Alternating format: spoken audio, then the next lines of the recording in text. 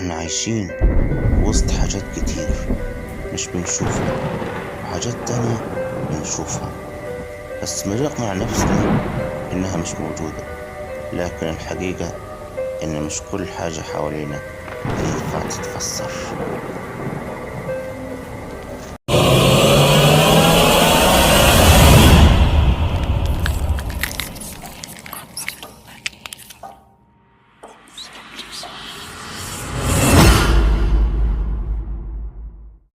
بعتلي أحمد صاحبي الصورة اللي قدامكم دي من العمارة اللي في وش العمارة بتاعتهم على طول، واللي بالمناسبة برضو تبقى ملكم هي والعمارة اللي قاعدين فيها.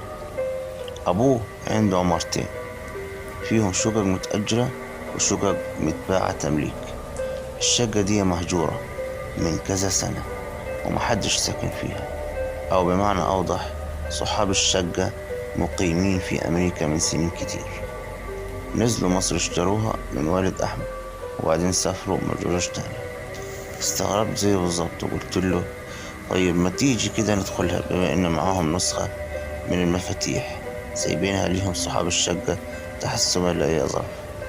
هو تصرف متهور، لكن استغربت إنه وافق وقال لي عقبال ما توصل أكون جهزت المفاتيح. أنا قلت الكلمة بهزار، ما توقعتش منه إنه هيوافق بالسهولة دي. في نفس الوقت مرضتش أقول له إني بهزر عشان ما يقولش إني خفت ورجعت في كلامي ويفضل يتريق عليا وسط الشلة ويقول إني جبان وبخاف الكلام اللي بيفضل يهزر بيه ده، وهو أصلا ما بيصدق يكفش على حد. نزلت عند العمارة بتاعتهم، لقيته واقف مستنيني بيشخلل بالمفاتيح وعمال يبصلي الضحكة كلها سخرية وبيقول لي ها، ناوي تطلع ولا هتجيب وراه؟ شايف ركبك بتخبط في بعض. نظراته وضحكته والطريقة اللي بيتكلم بيها استفزتني. شديت المفاتيح من ايديه بمنتهى الغيظ، قلت له يلا يا حبيبي، انا اللي طلبت منك اصلا، يلا بينا يا وحش. طلعنا على السلم وما انكرش ان ركبي فعلا كانت بتخبط في بعضها. كل ما اقرب درجة ناحية الشقة ببقى عاوز اقول له اني رجعت في كلامي، بس برجع اقول لا، هيعمل علي حفلة وسط اصحابنا مش هنخلص. مالك ياض، ما ترفع رجلك شوية من على الارض ولا عاوزني اشيلك؟ قالها برضه بسخرية وهو بيبصلي وبيضحك على منظري اللي ما كانش فعلا قادر أداري الخوف اللي أنا فيه. لحد ما بقينا قدام الشقة وحط المفتاح ودخلنا. أول ما دخلنا النور كان مطفي، ما كانش منور زي ما بعتلي في الصورة، ولا كان فيه أي حاجة غريبة. نورنا أنوار الشقة كلها وفتحنا الأوض كلها عشان نتأكد إن كل الأمور تمام. اتفقدنا الشقة وكانت كل حاجة فيها طبيعية، ما كل حاجة تمام والشقة زي قلت وأنا بلف ظهري أكلم أحمد، لكن قطعت الكلام لما لقيته مش موجود ورايا. أول حاجة جت في بالي إنه بيعمل فيا مقلب زي عادته، ما توقعتش إنه بيكون في حاجة غير كده. الأمور طبيعية في الشقة وبدأت أنده عليه بصوت عالي يلا يا بابا عشان ننزل وفكك من الحوار. وقبل ما أكمل كان كل أنوار الشقة انطفت بعد ما كانت شغالة كلها. جسمي اتنفض وقلبي وقع من الخضة، وبدأت أنده بصوت عالي ومرتجف، الكلام طالع منه متقطع. أحمد، أحمد، مش وقت هزار، أحمد أنت فين؟ فضلت أكرر الكلام أكتر من مرة وأنا مش سامع نفس لأي حد. أتمنى إنه يكون بيعمل فيا مقلب، وأنا متقبل التريقة اللي هيتريقها عليا وسط أصحابنا، بس يا رب يطلع مقلب يا رب.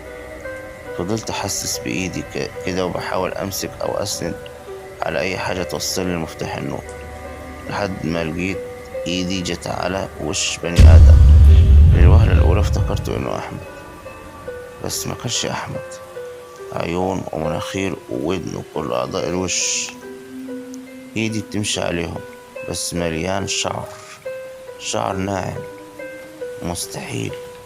وانا بحسس على الشعر، وقبل ما اصرخ سمعت صوت طالع من الشيء اللي وقف قدامي، صوت زئير زي زئير الاسد بس واطي، كأنه أسد بيستعد ينقض على الفريسة. لسانه خرج من بقه مليان لعاب، فضل يمشيها على إيدي اللي كانت من الصدمة مش قادر أشيلها من على وشه كأنها اتشلت. أنا حسيت بكهربا في جسمي، مش حسيت إن جسمي كان بيترج زي اللي بيتكهرب بجد. فضلت أعيط جامد، حصلت لي حالة هستيريا لدرجة إن أنا بقى يطلع مني أصوات غريبة لحد ما سمعت صوت صرير حصان ورا ظهري.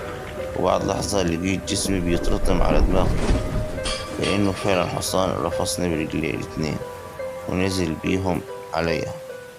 نزلت على الأرض والدم الدافي مغرق وشي، عمال أتقوى وبحاول أتكلم بصوت مش عاوز يطلع: أحمد، أحمد، لحد ما عيني غمضت بالتدريج وفقدت الوعي. فتحت عيني لقيتني مرمي في الشقة، وأحمد مرمي جنبي نفس الوضع. الدم كان ناشف ومتجلط على وشي وكمان وشه، عشان اكتشف ان اللي حصل معايا حصل معاه بالظبط، بس الفرق ان محدش فينا كان دريان ولا سامع التاني، كأني انا كنت في مكان وهو في مكان تاني. نزلنا من الشقة واحنا بنلعن اللحظة اللي قررنا ندخل فيها الشقة الملعونة دي، الشقة المسكونة بسبب ان بقالها فترة كبيرة محدش بيدخلها ولا بيشتغل فيها قرآن. مش عارف ازاي خرجنا منها على رجلينا بعد اللي حصل ده، بس انا عمري ما هعمل كده تاني. الحاجات دي مفيهاش هزار، مش لمجرد اني ابان جامد قدام الناس وقدام صحابي اضحي بنفسي. انا لحد دلوقتي مش مصدق انا عملت كده ازاي في نفسي. ممكن ما تصدقش كل اللي سمعته النهارده، لكن لو لقيت نفسك لوحدك بالليل وسمعت نفس الصوت أو شفت نفس الحاجة، افتكر القصة دي كويس.